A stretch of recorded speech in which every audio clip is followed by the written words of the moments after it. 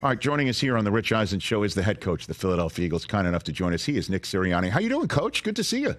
Hey, Rich. How's it going? I'm great. We were just talking before you were sitting down about the T-shirt you wore in September of 2021, where it was Hurts on your shirt. You know, and you still have that T-shirt, Coach? Oh, I got so many T-shirts like that with our guys on it. You got that one? Yeah, that's a good one. Yeah, that's a good one. The reason why I do that. Let's talk. The reason why I do that. I think it's a very easy way to connect with guys. Yeah. My brother is a college football coach in the Pittsburgh area, and he has more T-shirts, and he's 9 years older than me, and he's been the head coach there for, I want to say, like 22 years.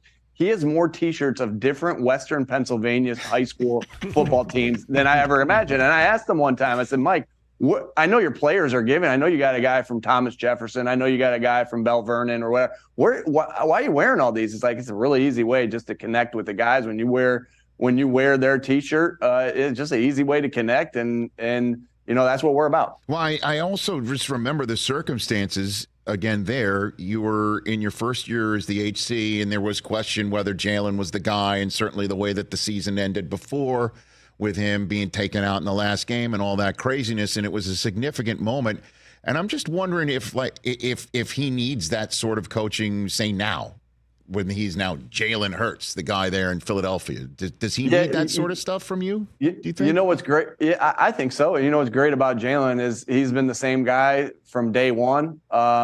And we coach him hard every day, no matter what. And I know he appreciates that. And he comes to work every day the same way every day, no matter what. Win, lose, up for MVP, not up for MVP, coming off a 2-game losing streak, coming off a 2-game winning streak. And so we just try to be consistent with who we are at all times, no matter what. And we're in a little bit of adversity right now, right? The whole world knows that. We're going through some adversity right now with our last two outings. But I know this about this group and Jalen is that we've all been through adversity in our lives, and we all know how to respond. And first and foremost, it's about admitting what we do and our mistakes, and then getting up, and let's go again, because nobody's going to feel sorry for you. No, for sure. And I'm sure you might hear some narratives about your organization and your team out there, Coach. And the idea is that Jalen is off because he's not 100% physically, and that perhaps there was even a suggestion by my colleague at NFL Network, David Carr, sitting him until he's 100%. How do you view that concept, Coach? Yeah, he's played some good football. He's played some really good football. I would say that we're definitely not sitting him. We're definitely not doing that. And because Jalen is one of our best football players, and he gives us a great chance to win every time he steps out there. Do we all have plays that we want back from this year, or games that we want back? Yeah, me included. And we all have those, and that's the ebbs and flows of the year. But we also understand, when you're on a 2-game losing streak, some of these criticisms are going to come. And, it's our job to just, again, like I said, get back up, learn from our mistakes, and get better from them. Because we know sometimes it's a week-to-week thing here in the NFL. Like, we play good next week. We play good the week after that. All we're worried about is playing good this next week. But it is a week-to-week thing at times, and we know we've put some really good products out in the field. We have beaten some really good football teams, and we just got to get it going again. And it's as simple as that. And it starts with me as the head coach, and then goes to the players. And of course, obviously, if you do say win out, and if you're talking about playing well and you do win out, and San Francisco does lose one more game, you could still be the 1 seed. I mean, that is still out there for you to grasp. The question I have for you is how do you clean these things up? I understand the play better and just be better mentality is something I've been around coaches for such a long time, is the reality of it. But how do you affect something like that, Coach? Yeah, that's good. That's good. Again, you want to repeat. Am I going to give away all the secrets of what we feel like we're going to do here? No. Okay. I do respect the question. You got to try, Rich. You got to try. You've been doing this a long time. You got to try to get that answer from me.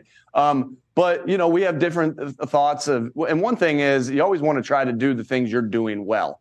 And and repeat those things and do again, what is it? What's your identity? What are you doing well? That doesn't mean you don't do different wrinkles off of that. That doesn't mean you don't do other things, but you always want to try to identify that and repeat those things. And what do your guys do well?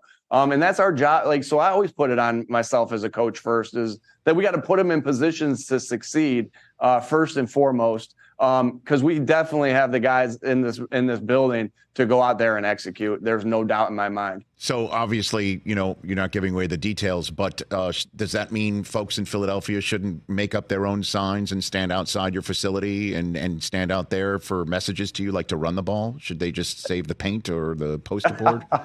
Coach? You know what? I love this fan base, passionate fan base. Yes. And you know what? They got it. They're going to say how they feel, right? They're going to say how they feel. They're going to say how they feel when we're not playing well.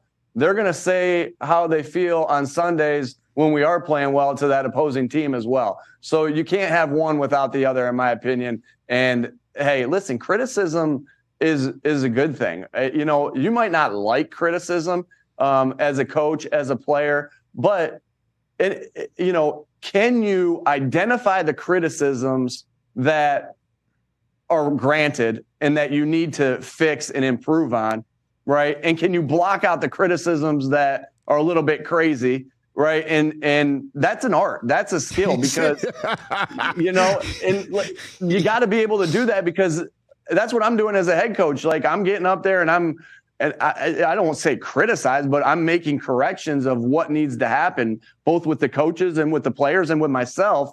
And so if we're all stuck to this, I'm not taking this criticism, then you can't grow, right? And again, you laugh. It's like you got to know what criticisms to block out, and you got to know what criticisms that you can think on and ponder on for a little bit. Well, the reason why I'm laughing is I'm from up the Turnpike originally in Staten Island, Nick, and I know you better have that gene in you if you want to coach and be successful where you're coaching. I mean, you better have that. I mean, because I've seen so many coaches of all sports, baseball, basketball, hockey, get spit up and chewed out in the Northeast if they cannot do what you just said. That's why I laughed. I know that mentality, but I'll take one more swipe at this with you. And Rich, I'm from I'm not going up the Turnpike. I'm going west in Jamestown, New York. That's where I'm from. So I'm used to that criticism as well. I know. Here. I live out here in Southern California, and sometimes people think I'm angry just the way I talk. I'm like, no, that's just my inflection. Hey, that's just the way I talk.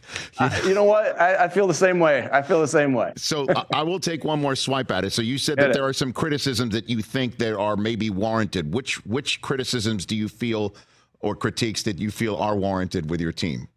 Coach, again, we have to play better, and there are, there's going to be criticisms when you're not do we need to run the ball better and run the ball more? Yeah, we do.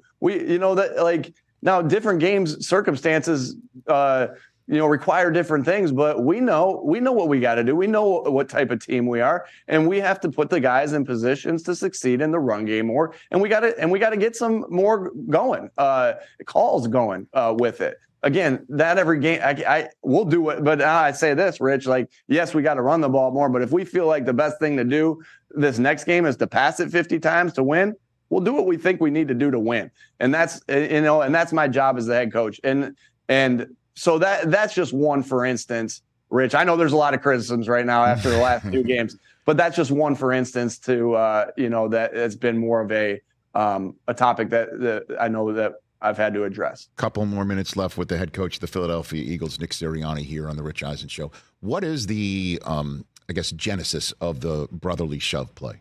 When did you first come up with this? Where did you draw some X's and O's from to come up with this formation and keep doing it, Coach? That's a great question, Thank Rich. You.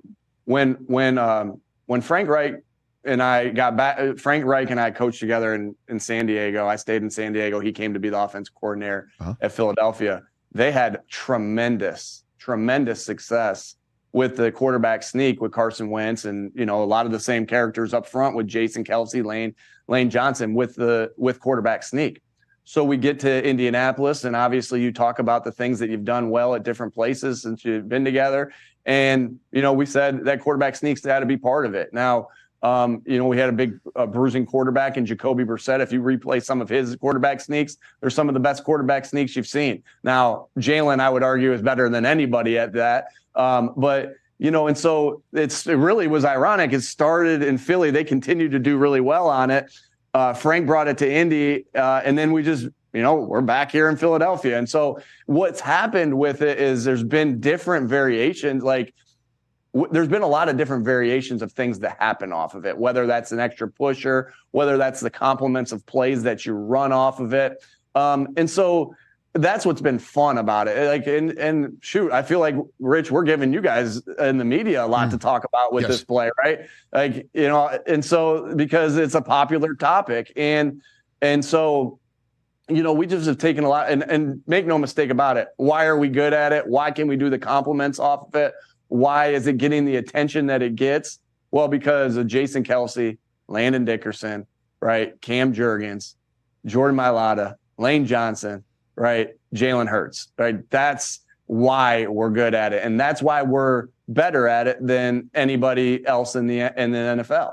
And so, these guys have a will to go out and do it and make the plays to do it. And they're making plays. I know it's ugly and I know it looks messy, but there's a major art to how these guys are going out and fundamentally doing their job. Because you see it around the NFL. Not everybody can do it the way we do, and you don't see people try. And then why do we try? Well, because we have the confidence in it to do it because of those guys up front and Jalen Hurts. Well, it's a huge advantage. I mean, again, just to be straight up, and then, then I'll let you go on your day, is that when I first saw it, I'm like, this is ugly. It's a rugby play. It's tough to officiate.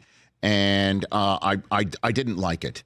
But then I'll be honest, I've completely come around on it because we got you. You did. Yes. You did. Maybe I should wear a T-shirt, or I'll give you one. I got about 70 of those T-shirts, Rich. Oh my goodness, they come from every direction. I might be a large, extra large, depending on the snugness. What? I'm gonna send you one.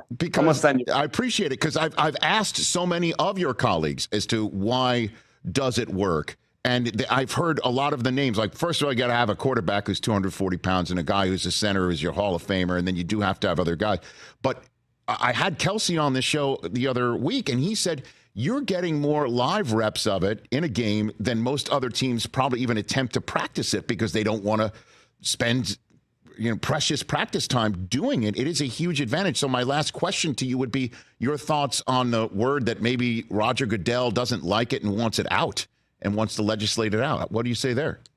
Hey, we'll play by the rules of whatever it is. I can't be in control of that. All I can be in control of is what's going on here in our thing. I know what you're trying to do, Rich. No, I'm not. I'm not going there. I'm not going there. I don't mean you. But I guess let's take the commissioner out of it. What if the competition committee gets together and says it's out? I mean, what would you say to that? Because that's your colleagues in the room right there. I'll cross that bridge when we have to get to it. I will. Okay. Don't make any mistake about it, Rich. Like, until then, I'll have an opportunity to speak on it probably, and I'll make my case, right? I'll make my case on it. And it works at all levels. Like, my brother's a chairman of high school football back in New York, and he's sending me clips of guys, teams in the area running it. And then, we had a little bit of a stall in our Pee Wee football game that my son was playing in. He's playing quarterback. It was a little bit of a stall. We're near the goal line, and we got a stall. And I happened to be standing close to the sideline. I said, "Hey, coach." Right. And we got it in. Jacob Sirianni scored on the quarterback sneak. So it's good for football. That's what I'll say. Put him on a T-shirt. Fantastic. I love it. Listen, Maryland did it 3 times against my alma mater, Michigan. I'm seeing it's at every level right now. So, okay. I appreciate the time, Coach. Greatly appreciate it. Let's do this as often as you're up for it. I appreciate it. Thanks, Coach. Thanks for having me, Rich. You got it. Good luck.